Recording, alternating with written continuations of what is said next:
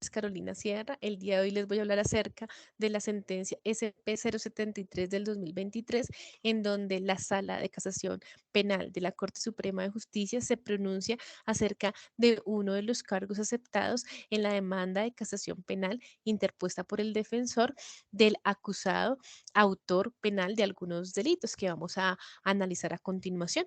Primero vamos a ver los hechos jurídicamente relevantes para poder conocer el contexto de lo que ocurrió.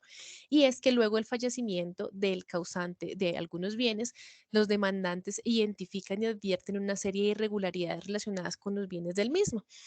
Se hallaron en concreto tres fideicomisos civiles suscritos presuntamente por el causante mediante tres escrituras públicas firmadas en notaría e inscritas en la Oficina de Instrumentos Públicos, en las que a partir del fallecimiento del mismo se transferiría los bienes al acusado. Pero dentro de esas anomalías se encontraron que esas escrituras solo se registraron después del fallecimiento, 8 meses después de esto, y fueron firmadas de manera irregular, puesto que no correspondían a las firmas ni del notario ni del causante.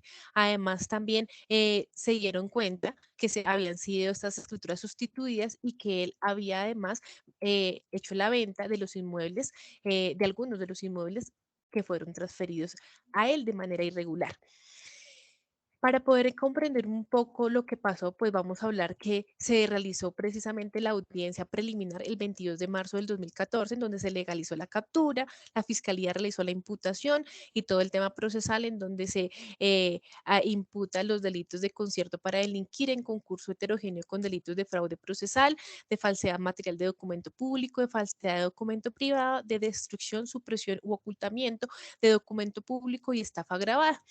Todo ello en concurso homogéneo y sucesivo. También se genera una medida de aseguramiento preventiva que fue sustituida luego por domiciliaria al apelar el defensor, y el 27 de mayo del 2014 se radica el escrito de acusación.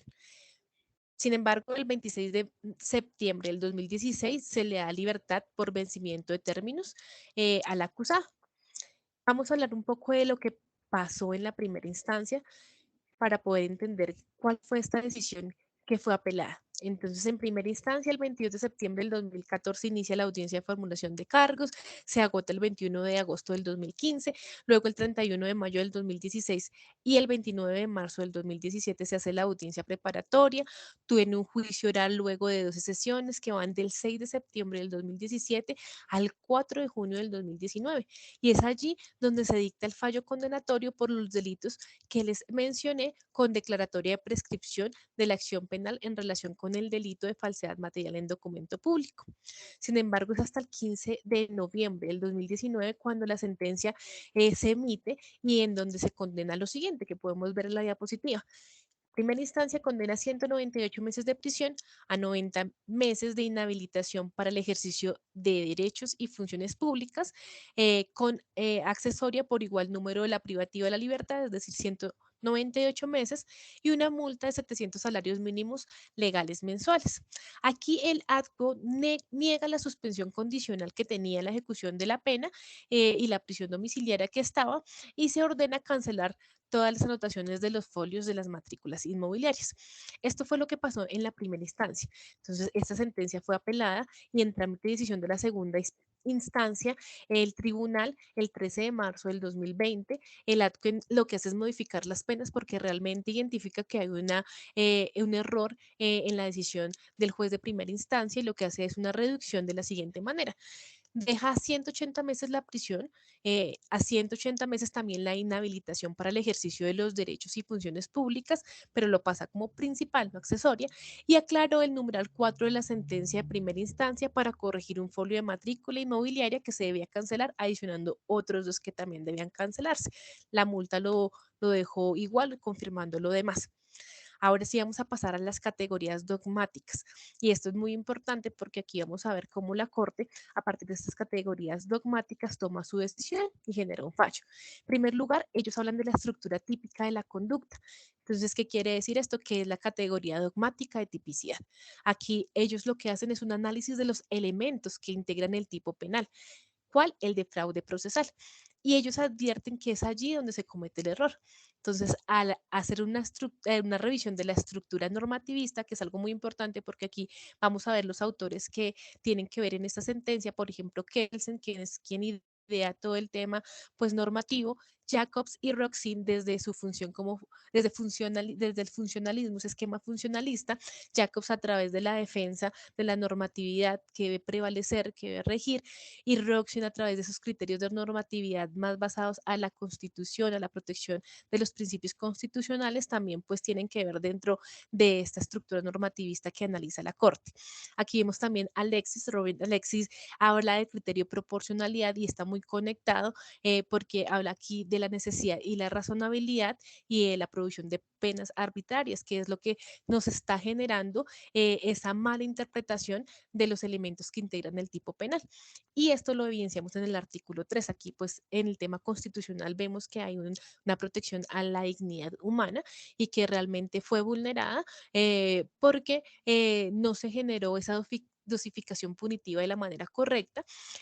Aquí el sistema de cuartos y de movilidad entre cuartos que maneja el derecho penal colombiano se utilizó ese elemento que integra el tipo penal como una causal de agravación y aquí es donde hay la confusión. Entonces, aquí es donde va la mala interpretación del artículo 61 del Código Penal y se genera ese not bis in idem, que es la acusación o el juzgamiento dos veces por un mismo hecho de la persona, en una pues en donde se generaba la pena y en la otra en donde se le daba esta causal de agravación. Entonces esta provisión del not bis in idem es importantísima porque aquí nos dice que al predicarse la intensidad dolosa superior, se aleja del extremo inferior que debía acudir. Es decir, en nuestro sistema del derecho penal manejamos 4 cuartos. En este delito se manejaba dentro del primer cuarto, pero el juez de primera y segunda instancia utilizaron ese elemento que integra el tipo como una causal de grabación, lo que hizo que se moviera dentro de ese cuarto en la parte superior, no en la parte del extremo inferior como debía ser. Además, no se había determinado el delito base, que también era algo muy importante que está en el artículo 31 del Código Penal. Entonces, después de hacer ese análisis de esas categorías dogmáticas, vamos a ver finalmente la decisión de la Corte. Ellos deciden casar parcialmente la sentencia dictada por el Tribunal Superior y dicen que la interpretación es indebida. Como ya les había explicado, en estos dos artículos se denota, de acuerdo pues a lo que hablamos, que hubo una lesión del derecho fundamental al debido proceso al imponerse al acusado penas superiores a las que legalmente corresponde, la Corte lo que hace es revisar ese aumento punitivo hecho por el juez tribunal y establecer una pena para el delito de fraude procesal como el mínimo del primer cuarto que corresponde en este caso 72 meses. Y de igual manera modifica ese aumento que se hace por el concurso de las conductas punibles, que al ser el doble de la pena sumaría en total 144 meses. Para esa misma cantidad también fue impuesta la pena de inhabilitación para el ejercicio de los derechos a las funciones públicas y finalmente él habla de la multa, la confirma, dice que aunque hubo un error aritmético no se pronunciaron sobre el tema, entonces que lo va a dejar de la misma manera. Pero básicamente esto es lo que hace con la interpretación de esas categorías dogmáticas la Corte para dar su fallo. Muchas gracias por su atención.